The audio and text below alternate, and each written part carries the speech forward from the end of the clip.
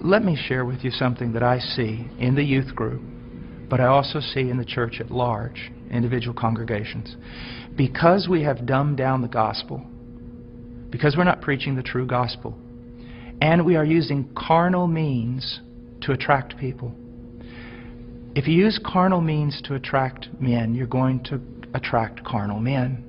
And you're going to have to keep using greater carnal means to keep them in the church.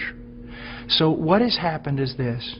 We have these large churches filled with many unconverted carnal people. But in those churches, we also have this small group of people that honestly want Christ.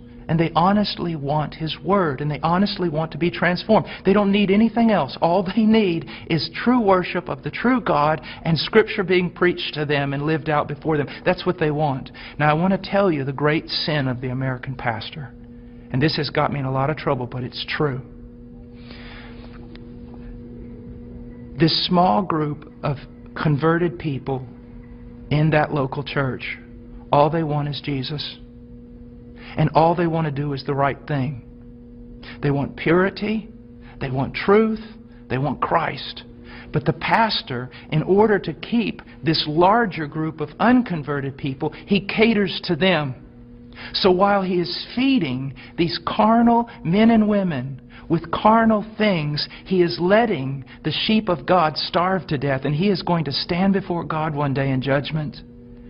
Listen, brother, if my wife was going grocery shopping, and when she was going out to her car, some men assailed her, attacked her brutally, and you walked by, and you did not want to get involved because you didn't want to cause trouble, you didn't want to put yourself in harm's way, you just wanted everything to go smooth.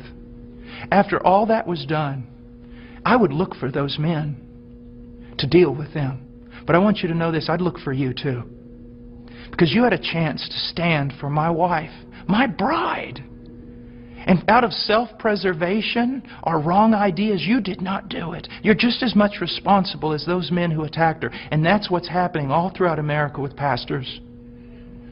It's the bride of Christ. There are sheep in all these churches, many of them, even churches that seem somewhat heretical in places. You'll usually find a group of people who truly want Christ, but the leadership is catering to the carnal and letting the bride of Christ starve to death, impoverished. And that is wrong. And there's going to be judgment for it. And the same thing is happening to the youth.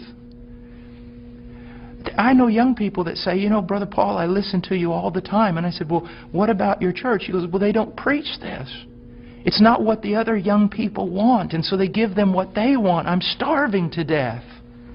A little child of God, it would be better that a millstone be tied around your neck than you cause this little one to stumble.